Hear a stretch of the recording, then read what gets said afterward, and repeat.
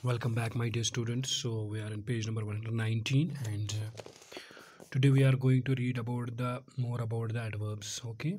So adverb के बारे में क्या होता है बेटा, आप उसके बारे में मेरा प्रीवियस लेक्चर देखिए, आपको सब पता चल जाएगा कि एडवर्ब क्या होता है। सो आज हम पढ़ने जा रहे हैं इसकी different types. For example adverb of time है, एडवर्ब ऑफ मैनर है, एडवर्ब ऑफ फ्रीक्वेंसी है और एडवर्ब ऑफ प्लेस है। तो क्या है ये एडवर्ब्स, चलिए देखते हैं।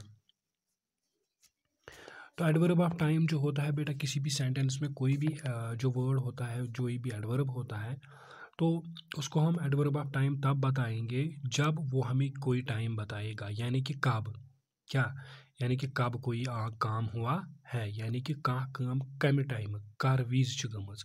मिसाल के तौर पर बह वन हे बह हसा गछ तोड़ आफ्टरनूनस मज, यानी कि बह हसा गछ तोड़ दोपहर में, दोपहर को वहाँ जाऊँगा। I will go there at in afternoon. Okay, तो आफ्टरनून जो है ये टाइम है, एक किस्म का टाइम है। लिहाजा for example John will play afterwards, John बाद में खेलेगा। ओके, यानी कि अभी नहीं, इस टाइम नहीं, इस टाइम के बाद, बाद में। तो ये हो गया adverb of time.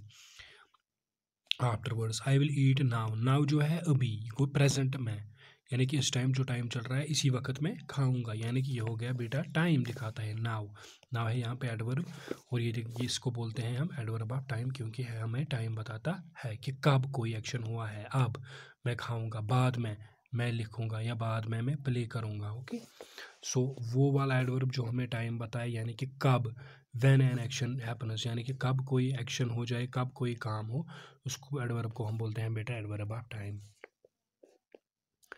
Now we have the adverb of manner. Adverb of manner हमें बताता है कि कोई भी काम, कोई भी एक्शन, ओके, किस अंदाज में हुई है, किस मैनर में हुई है। ओके, फॉर एग्जांपल कोई तेज़ी से काम करता है, कोई स्लोली काम करता है। स्लोली भी एक मैनर है काम करने का, तेज़ी से मैनर काम करने का काम है। ओके, या मतलब फॉर एग्जांपल चलिए देखते हैं, सैम ड्राइवर्स फास्ट, सैम तेज़ चलता है। Okay, drive is verb and fast is adverb, fast adverb है। तो ये दिखाता है कि कोई काम किस हिसाब से हो रहा है, यानी कि ड्राइव हो रहा है लेकिन फास्टली। सो फास्ट जो यहाँ पे एडवर्ब है, ये बन गया बेटा एडवर्ब ऑफ मैनर, क्योंकि ये जो काम है, मैंने पहले ही कहा कि एडवर्ब ऑफ मैनर क्या होता है। एडवर्ब ऑफ मैनर हम उसको कहते हैं कि कोई एक्शन किस हिसाब से हो रही है, तेज़ी से, कम, मतलब स्लोली, किस तरह से। तो सैम ड्राइवर्स फास्ट, इसमें जो फास्ट है this is adverb. I right neatly, मैं लिखता हूँ साफ तरीके से। तो नीटली जो है ये यहाँ पे एडवर्ब है, यानी कि किस तरह से, बोल्डली लिखता हूँ, स्लोली लिखता हूँ, नीटली लिखता हूँ, क्लीनली लिखता हूँ, बैडली लिखता हूँ। ओके, तो ये हो गया वो काम, काम कौन हो रहा है, लिखना, क्या हो, कैसे हो रहा है, नीटली, यानी कि किस मैनर में हो रहा है, नीट मैनर में। तो लिहाजा एडवर्ब ऑफ मैनर वो एडवर्ब हो गया जो कि हमें दिखाता है कि कोई काम किस अंदाज में हो रहा है बेटा। अब है बेटा एडवर्ब ऑफ फ्रीक्वेंसी। तो फ्रीक्वेंसी मीन्स मतलब ये एक्चुअली हमें बताता है कि मतलब कितना अक्सर, कितना कम या कितना ज़्यादा कोई काम होता है। For example we seldom play in the sun, seldom means बहुत कम, क्या, सेल्डम मीन्स बहुत कम, यानी कि हम बहुत कम खेलते हैं सूरज में। ओके, जब सूरज चमका हुआ होता है दिन में, तो हम बहुत कम खेलते हैं क्योंकि धूप होती है, यानी कि हो गया फ्रीक्वेंसी, खेलने की फ्रीक्वेंसी किस में, सन में। जब सन होगा तो उस टाइम जो हमारी खेलने की फ्रीक्वेंसी है वो बहुत ही कम है, यानी कि हम जब सनी होता है, सनी होता है क्लाइमेट, उस टाइम हम काम खेलते हैं। तो ये जो सेल्डम है ये दिखाता है हमें एडवर्ब ऑफ क्या, फ्रीक्वेंसी, यानी कि उस टाइम हम कम ही खेलते हैं। My grandfather goes to the temple frequently, तो मेरी ग्रैंड मदर जो है वो टेम्पल जाती है अक्सर। ओके, तो क्या जाती है, ज़्यादा जाती है, रोज़ जाती है, कम जाती है, कभी नहीं जाती है, हमेशा जाती है, नहीं, डेली भी नहीं जाती है, काम भी नहीं जाती है, वो अक्सर जाया करती है। So this shows of the frequency. अब adverb of place, adverb of place हमें बताता है वो जगह जहाँ पर एक्शन हुई हो, जहाँ पर, वो जगह जहाँ पर काम हुआ हो। शी स्टूड आउटसाइड, वो कहाँ खड़ी थी, बाहर। आई वेटेड इनसाइड, मैं कहाँ था, इनसाइड, यानी कि inside is the place, outside is the place. तो ये दिखाता है एडवर्ब ऑफ प्लेस हमें वो एडवर्ब, वो वर्ड्स होते हैं जो एडवर्ब्स होते हैं लेकिन दिखाते हैं कि एक्शन कहाँ होती है। ओके, यहाँ पे एक्शन कौन होना है, स्टूड, खड़ा होना। यहाँ पे एक्शन कौन होता है, वेट करना। वेट करते हैं कहाँ पे, इनसाइड पे। स्टूड होते हैं, खड़े होते हैं कहाँ पे, आउटसाइड। चलिए नाउ अब हमारे पास ये जो बेटा you can see encircle the adverbs and see the underline the verbs they qualify. तो अब हमें बताना है कि ये एडवर्ब्स कौन है इसमें और वो क्या क्वालिफाई करते हैं। तो चलिए हम देखते हैं।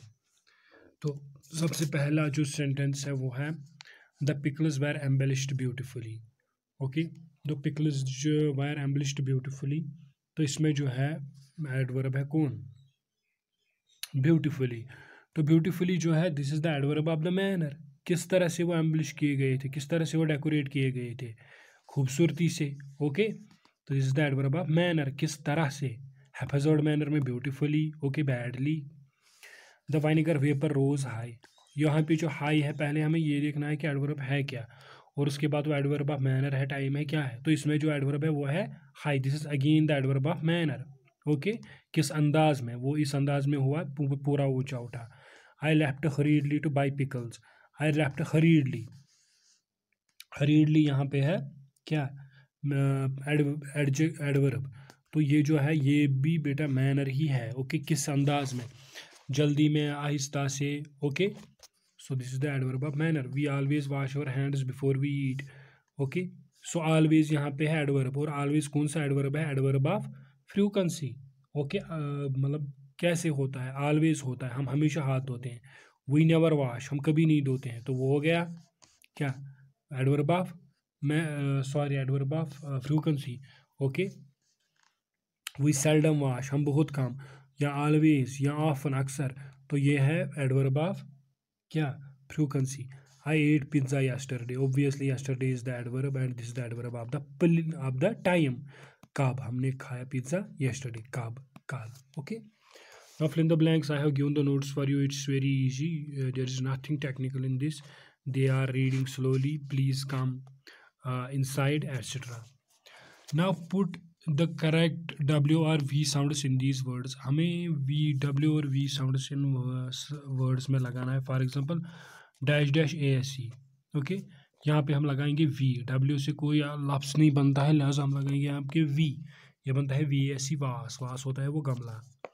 दूसरा है DO dash dash E, DO WE नहीं कोई लफ्ज है, लिहाजा आएगा DOVE, dove. Dove is this is the name of yes, एक परिंदे का नाम है। TO dash dash EL, TOWEL, towel, तौलिया। Dash dash ELL, WELL, well means कुआं, SEVEN लगाएंगे। ओके, 7 हो गया, 7। तो अब हमें एपिस्ट्रॉपी का करना है बेटा। अब तो एपिस्ट्रॉपी हम दिखाते हैं क्या, ये डिनोट करता है दो चीज़ें। एक चीज़ डिनोट करता है किसी का, मिसाल के तौर पर अगर मैं बोलूँगा कि ये, मिसाल के तौर पर अगर मैं दिखाऊंगा कि ये बुक है किसकी, आदिल की, तो मैं क्या लिखूंगा, तो मैं लिखूंगा दिस इज आदिल्स बुक। इसका मतलब है ये आदिल की किताब है, यानी कि पोजेशन। ओके, किसी का होना, यानी कि आदिल्स, आदिल्स मीन्स ये आदिल का।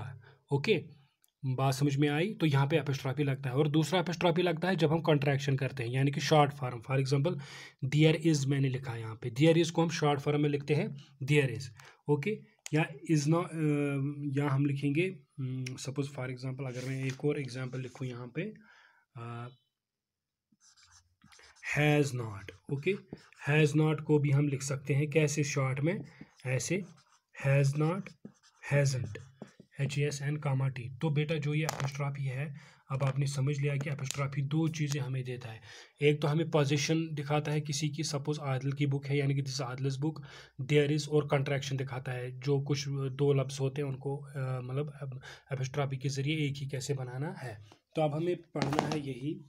For example complete the contraction is there is, there is यहाँ पे लिखा है what is WHAT apostrophe comma S आएगा। I have given you on the notes, he will HE comma apostrophe ILL। Okay, for example अगर मैं दिखाऊं आपको यहाँ पे he will का, he will, ओके, ये आएगा he will, okay, HE apostrophe S comma ILL। Okay, अच्छा, दूसरा है was not, okay, was not, okay, इसका आएगा वाजंट, WASNT, वाजंट, ओके, बात समझ में आ रही है बेटा, इसी तरह से, ओके।